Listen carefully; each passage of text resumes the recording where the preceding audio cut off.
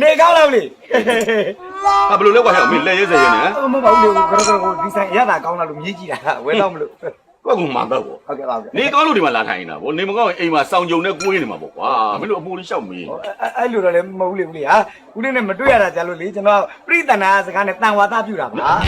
ဘာအဲ့ဒါတောင်ဝါသားပြောတာလေ ဟိုဟာလေးကျွန်တော်ရင်းနီနှုတ်ဆက်တာ အပူလေးရှောက်မေးတယ်ကွာနေကောင်းလားသမင်းစားပြီလားဘယ်ကလာလဲဘယ်သွားလဲအဲ့ဒါတွေအပူတွေဘာလို့ဆိုင်လို့လဲကွာဆက်စုလဲခေါ်တယ်ဘယ်လိုရှောက်မေးမနေစမ်းပါလဲ ဟုတ်တော့လေဟုတ်ပါလေဦးလေးဒါလည်းကျွန်တော်တို့မြန်မာလူကြီးဟိုတယောက်တွေ့ပြောတဲ့ delay လေးလို့ဖြစ်နေလို့ပါဦးလေး အဲ့ဒီပါရင်းရလဲ ဟုတ်ဦးလေးမနေ့ကညပွဲကောင်းတယ်နော်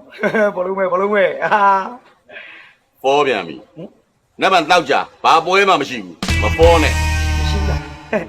ဟာဦးလေးလေကြားလည်းမလေးလာမနဲ့ရှိပါတယ်ဦးလေး ဘာလို့ ရှိတယ်ဟိုလေးမကွေးနဲ့ရှမ်းနဲ့ဖိုင်နဲ့ ဟဲ့က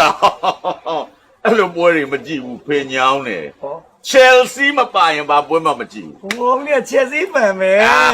ကောင်းတယ်ဦးလေးသဘောပေါက် ချယ်ဆီအစစ်တို့ပြန်တော့မင်းကလည်းမမပြရှိတစ်ခွက်မှာဟေး ဒီနေ့ချက်မထိုးဘူးလား ဟာ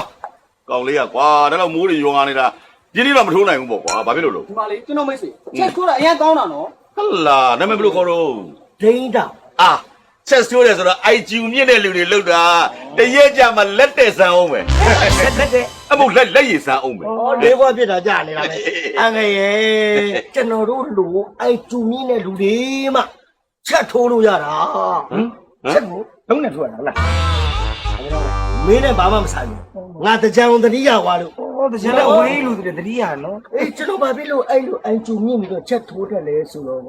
ကျွန်တော်တီးစီ အော်တချင်းတွေမှာရေးတယ် ဟုတ်တာဗောကျွန်တော်တို့ရေးတဲ့သချင်းလေးတွေက